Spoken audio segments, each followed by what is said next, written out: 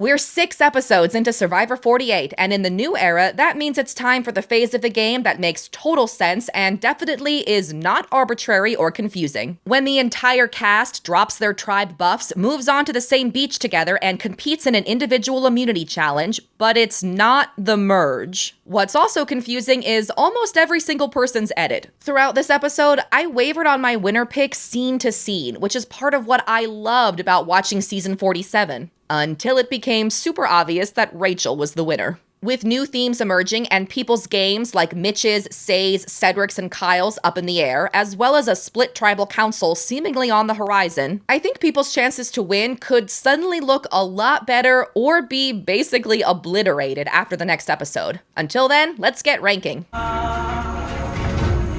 Charity, the tribe has spoken. Thanks, Charity. Charity unwittingly became the foil to some of the season's themes. This episode pitted honorable Survivor players against sneaky ones. Honor, or at least performative honor, won out, which was the worst case scenario for Charity, considering I would never operate like this in the real world, but this is Survivor. I feel justified to be this sneaky because I'm like, this is a game, this isn't who I am. And as the new era continues to push the idea that Survivor is an adventure about more than potentially winning $1 million, Charity said in this episode that what she hoped to get out of Survivor was $1 million. We didn't come here to eat. We come here to Came here for $1 million. But I'm also on Survivor playing this game with one goal in mind, and that's to win Survivor. But Charity's biggest problem was all her bad relationship reads. Like when she targeted Kyle to Kamilla, when she tried persuading Star to ask Eva for the hidden immunity idol back, when she thought she had Mary on lock, I got Star and Mary on lock, and when she misjudged David's loyalty to her because he never had any to begin with. Worst of all, in this, Charity's final episode, the edit highlighted her highlighting the importance of being likable while playing Survivor. A likable personality thrives on Survivor. You gotta be likable enough. Meanwhile, she only managed to make one ally the entire 13 days she was out there. Still, I think it was probably best for Charity that she went home when she did, before she had a chance to whip out this accent again. But I see Say go off down a path, and I'm like, hail to the nah, you ain't going by yourself, I'm coming with you.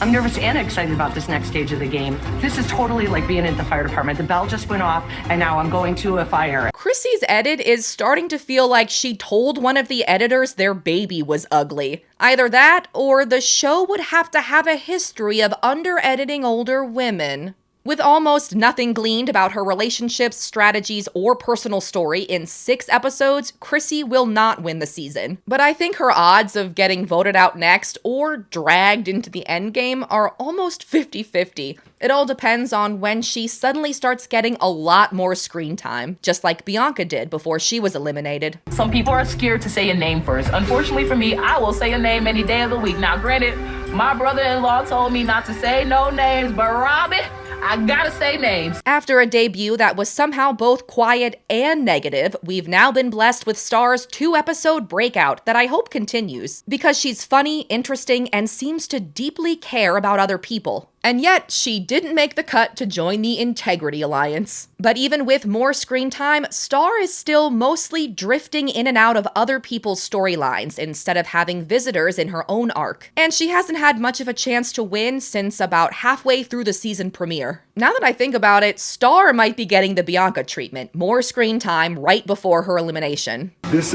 challenge meant a lot to a lot of people, and I was the cause of the loss. I think what hurt more than anything is the feeling that you let other people down. Unlike Star and Chrissy, Cedrek at least has a personal storyline. He's a successful guy who's floundering on Survivor, and not only during challenges. This episode, his supposed closest ally almost got herself eliminated voting for him out of spite. Besides Say, Cedrek is connected to Mitch, who's on an island on the island, and now he's also connected to Star, who doesn't have any allies either, not even the person she gave a hidden immunity idol to. I think there's longevity in Cedrek's edit, but he's more likely to end up a losing finalist, like Owen from Survivor 44 or Jake from 45. The Charlie Browns of their seasons, who never once got to kick the football. And given Cedrek's challenge performances, I don't think he'll be kicking anything anytime soon. Say's a hot mess too. If they get on the jury, like hell no fury like a woman scorned. Like, We will never live that down. What's worse, Say being one of 2 Siva members to go confessionalist after their tribal council, and the other person is Chrissy, not the company you want to be keeping this season? Or is it Say gloating about winning an advantage and eating just 1 episode after she scolded other people for gloating about food? And you earn the merge meal, so you will eat. I'm tired. I needed to eat. I need to eat. During the rest of this episode, Say didn't find a single new ally on the merge beach. Her old sort of ally, Mary, didn't want to team back up again. And worst of all, Say had no idea. I cannot wait to hug Mary because right before the switch, we went from mortal enemies to very close allies. Chasing each other all around the jungle was the most fun I've ever had. I was so happy to see Mary, and I know this is not what everybody was expecting. I just have kind of knots in my stomach just thinking about playing with Say. I just don't want to relive those days. Just a couple weeks ago, I thought Say still had a chance to leap forward in the ranking after turning her social game around. But that was before I saw the reactions to her in this episode. Pineapple, cantaloupe, brownies, cookies, chocolate chip, orange soda, that also had nachos. Well, I'm so glad that you won, okay? Mitch has now been left out of 2 back-to-back votes, and in this latest episode, 11 people seemingly came together on a split vote plan to oust his closest ally, Charity, without him knowing. But before that happened, Mitch delivered a line that could end up being the season's biggest moment of foreshadowing if a member of the original Siva tribe wins the game. I don't care what anyone else does, one of the 6 of us is gonna get $1 million. A speedy recovery from Charity's elimination and a storyline that starts to get more complex next episode would put Mitch in contention to potentially be that original Siva member who gets $1 million.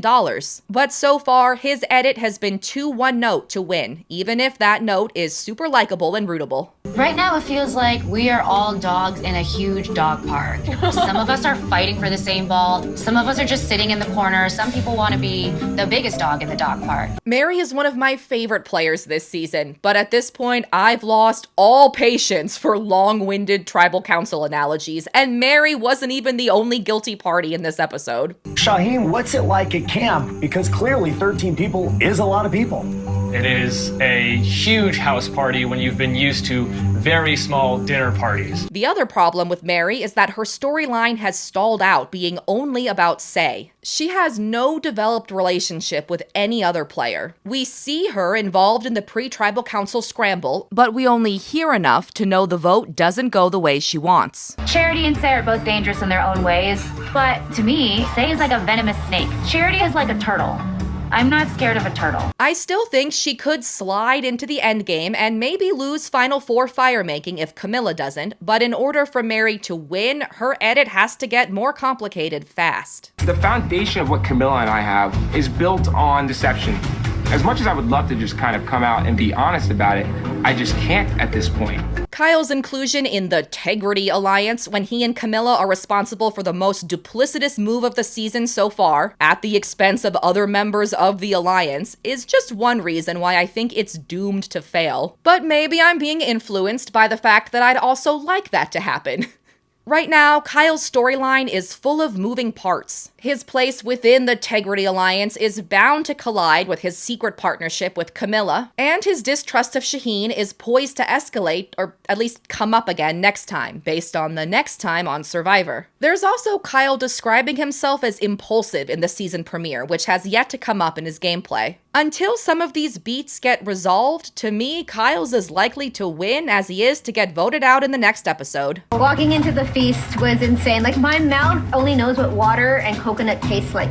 Jesus! Before the merge, Kamilla tearfully confessionaled about never wanting to target Shauhin or Joe after they bonded as members of the swapped Vula tribe. But Joe didn't include her in the Tegrity Alliance, and in the next time on Survivor, she hatches a plan to frame Shauhin for something. So it's hard to tell if she has solid relationships with anyone except Kyle. Despite her quiet episode, I still see Kamilla as the final boss who the eventual winner will need to get rid of in order to win. But if the Tegrity Alliance ends up taking power, then she could go out sooner, even though she was aligned with 4 of its 5 members throughout the first 13 days. I have my protein shake every day.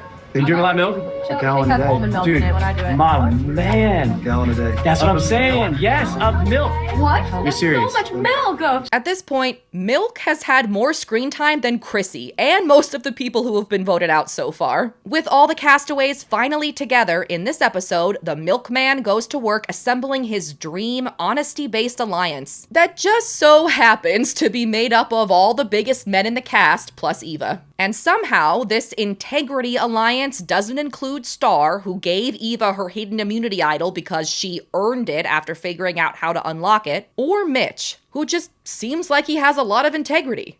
David's edit confuses me because the other players speak positively about him and the editors include footage associating him with the $1 million, possibly so we will too. $1 million smile over there. Yeah.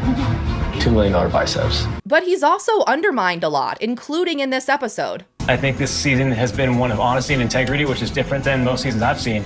And I think we're going to find out where this season's headed. Said from a guy who's yet to be a tribal council. I'm sure there's a few people voted out that would say honest, integrity. There are other contradictions in David's edit this episode too, like the fact that he's using his original Siva tribe mates as an outer alliance while preaching about not using people. There's also a confessional where he warns puzzle solvers that they're going to be targeted this season, only for him to be one of the winning puzzle solvers in the Earn the Merge challenge. And it's just hard for me to imagine the show airing its winner saying this. Let's have a season where we put someone on the podium who deserves to be there. I want the challenge guys to win this season. A big challenge threat did just win, Rachel. But that's not really what you mean, is it? There might be a lot of people that won $1 million from here, but I don't know many that came out here and helped a human that was genuinely in need and got him out of it. I raise you a Kenzie, who did both. For the first time, Joe isn't my winner pick, and it's because he presented a second condition through which he'd happily lose the game. So my goal in this, even if it sends me home, I don't want to play this like backstabbing. Unsurprisingly, Joe is the other main perpetrator of the Tegrity Alliance, but like a lot of castaways who try to play an honest game, he doesn't even make it through one episode before contradicting himself. This could also be really easy. I think every single one should be uncomfortable, right? None of it should ever be easy, so.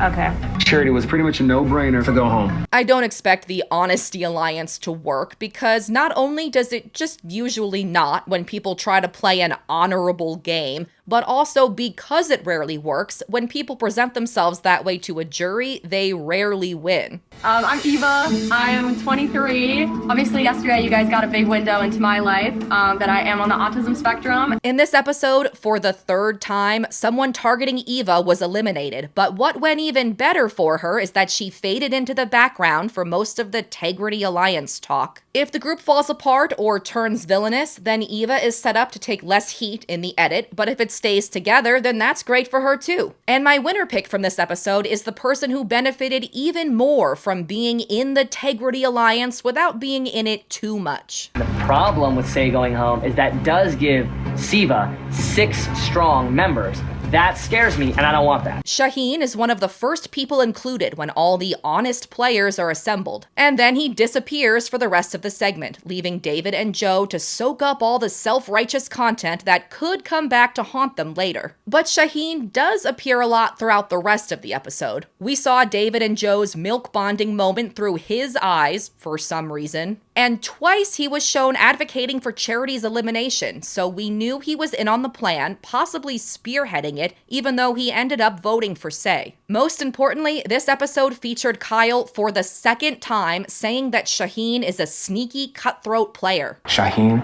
he's down for this strategically, but keep an eye over your shoulder because that guy will try and cut us when it comes time. But except for his bungled bag search, we haven't seen Shauhin be very sneaky at all. It could be justifying his elimination if Kamilla and Kyle successfully frame him in the next episode. Or it could be like last season when players started mentioning how dangerous Rachel was, even though it didn't feel that way in the edit yet. And then she won. Thanks for watching! If you're so inclined, please like and subscribe, and maybe consider turning notifications on to be notified about another Survivor video next week. Thanks again, and see you then. Bye!